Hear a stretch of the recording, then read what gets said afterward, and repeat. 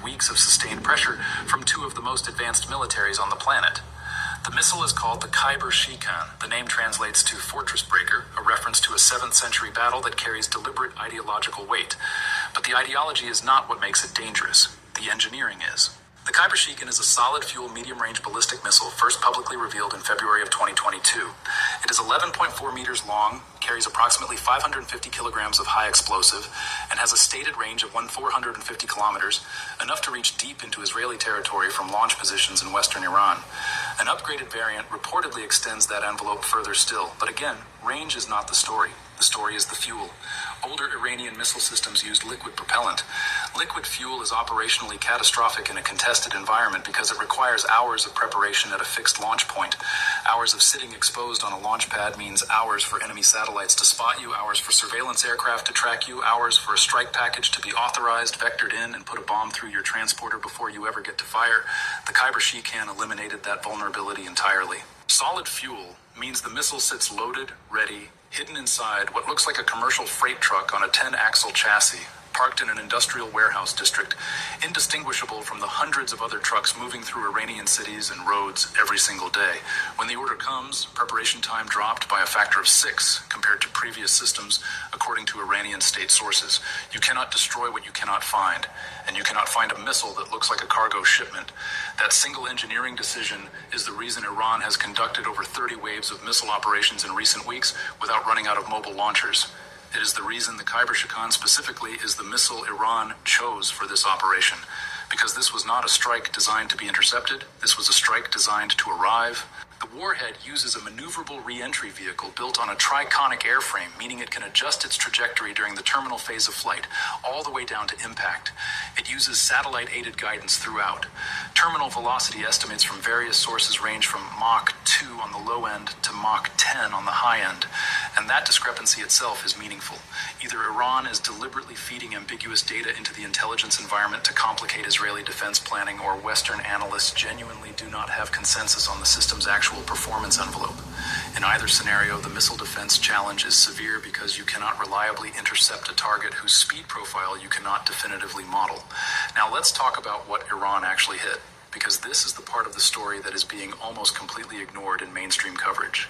When people think about missile strikes in this conflict, they think about air bases, naval installations, government buildings, command centers, things that produce dramatic visual evidence of damage, things that photograph well for news broadcasts. Iran hit none of those. Iran hit 12 industrial facilities, and I am going to walk you through what those facilities actually were, because the targeting list reads like a graduate-level dissertation on modern military supply chain architecture. The first target was a specialized steel processing plant in a southern industrial zone producing high-grade alloy steel used specifically in armor plating for military vehicles. The facility operated 3 electric arc furnaces with combined daily capacity of 850 tons, all 3 destroyed. Estimated reconstruction timeline, 18 to 24 months minimum. The second target was a metallurgical research complex in an eastern region where prior satellite imagery had shown activity consistent with rare earth metal refining, materials that are not interchangeable, not easily sourced elsewhere, and absolutely critical for precision-guided munitions and advanced electronics. Direct hit.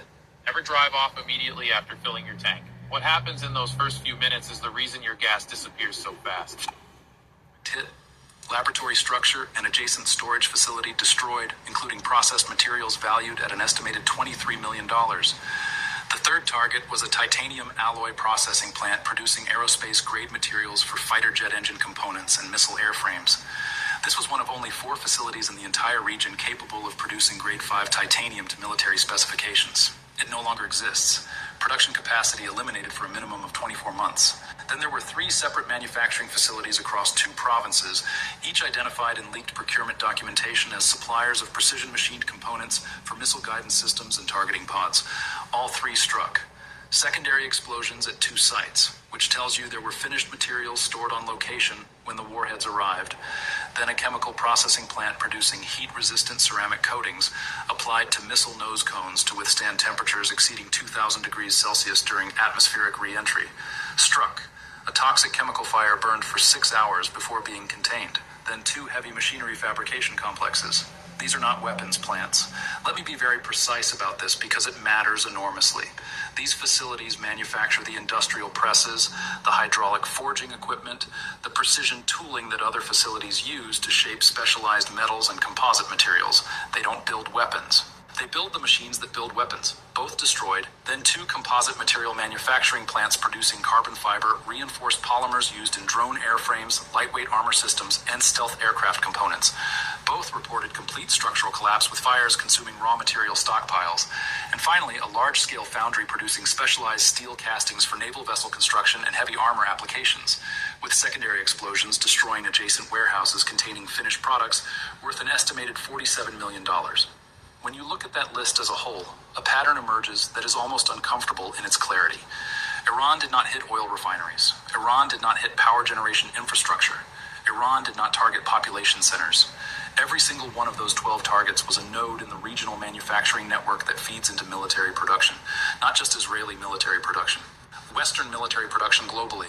Because specialized alloys produced in one facility don't stay in that country, they get shipped for further processing, re-exported, integrated into components manufactured in the United States and Germany and the United Kingdom.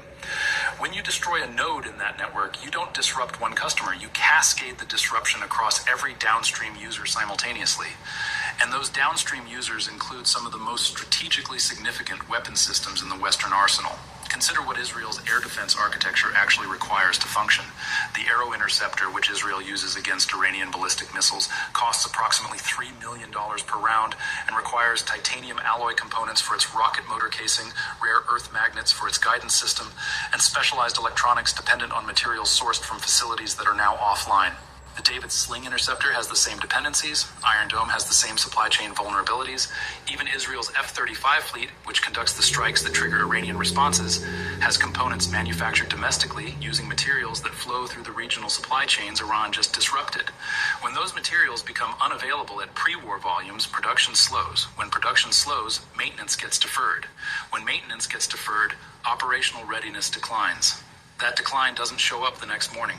It shows up in a classified readiness assessment 6 months from now stating that available combat aircraft are down 15% because replacement parts aren't available. It shows up as interceptor production running 40% behind schedule. It shows up as strategic planners quietly revising their assumptions about how long a sustained conflict can be supported before inventory constraints become operationally decisive. The financial markets process the implications almost immediately. By 9 a.m. London time, steel futures had surged 34% on the London Metal Exchange. By noon, 3 major construction firms in the Middle East had announced force majeure on contracts worth a combined $89 billion, citing inability to source materials. By mid-afternoon, Lockheed Martin and Raytheon had issued statements to investors acknowledging potential supply chain disruptions affecting delivery timelines for active military contracts. By market close, titanium prices had risen 28%. Rare earth element futures had climbed 41%. Industrial machinery manufacturers were reporting order backlogs extending to 31 months, up from 19 months the previous week. The Gulf Cooperation Council's Economic Planning Office, in a document leaked to Reuters on March 30th, estimated that construction projects across the Middle East worth approximately $340 billion are now at risk of delay or outright cancellation due to material shortages. These are not speculative numbers. These are the immediate measurable consequences of destroying 12 facilities in one night. And here is the strategic reality that no government on either side wants to say publicly.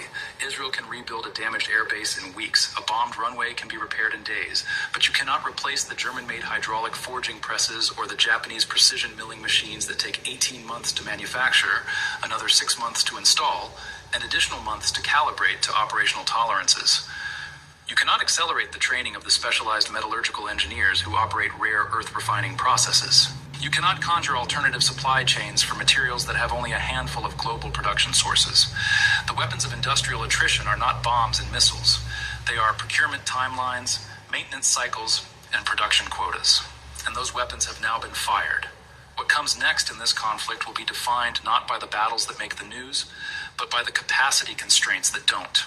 By the quiet internal assessments being conducted right now in defense ministries in Tel Aviv and Washington and London, asking the same question: how long can we sustain this? And what happens when the answer stops being comfortable?